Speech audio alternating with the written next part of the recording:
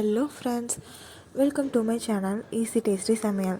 இன்றைக்கி நம்ம சேனலில் பிரெட் ஆம்லேட் எப்படி செய்கிறதுன்னு பார்க்கலாம். இது ரொம்ப சிம்பிளான பிரேக்ஃபாஸ்ட் ரெசிபி.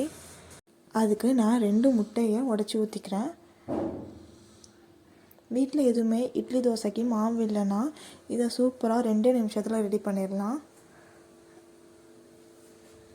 ரொம்ப ஹெல்த்தியான பிரேக்ஃபாஸ்ட் கூட.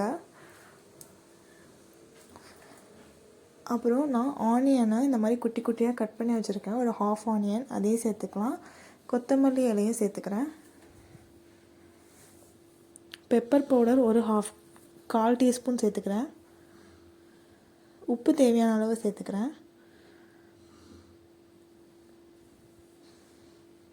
மிளகாய்த்தூள் ஒரு 1/4 டீஸ்பூன் சேர்த்துக்கிறேன்.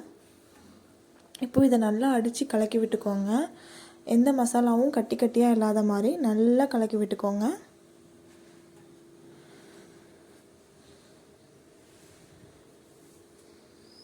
இப்போது நம்ம இதில் ஆம்லேட் போட்டுடலாம். அதுக்கு தோசைக்கல் சூடானோன்னே அதில் நான் நெய்யை ஸ்ப்ரெட் பண்ணி விட்டுக்கிறேன். உங்களுக்கு நெய் வேணான்னா எண்ணெய் கூட விட்டுக்கோங்க.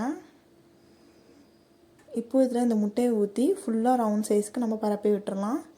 இதில் நான் 2 பிரெட் ஸ்லைசஸ் வச்சுக்கிறேன். இந்த மாதிரி வச்சு லைட்டாக அழுத்தி விட்டுக்கோங்க. சைட்லையும் நான் கீ ஊற்றிக்கிறேன். ப்ரெட்டு மேலேயும் நெய்யை ஸ்ப்ரெட் பண்ணிக்கோங்க.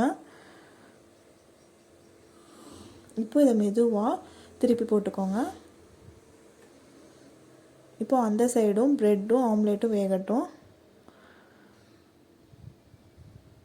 ஒரு 30 செகண்ட்ஸ்க்கு அப்புறமா திருப்பி போட்டுக்கோங்க. இப்போ இந்த மாதிரி ஃபோல்ட் பண்ணிக்கோங்க.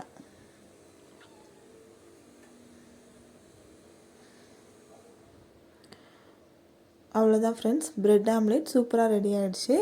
இது கூட நீங்கள் கெச்சப் போட்டு சாப்பிட்டா ரொம்ப சூப்பராக இருக்கும். இல்லைன்னா சும்மாவே கூட சாப்பிட்லாம். நீங்கள் ட்ரை பண்ணி பாருங்கள். உங்கள் கிட்ஸுக்கு கூட கொடுக்கலாம்.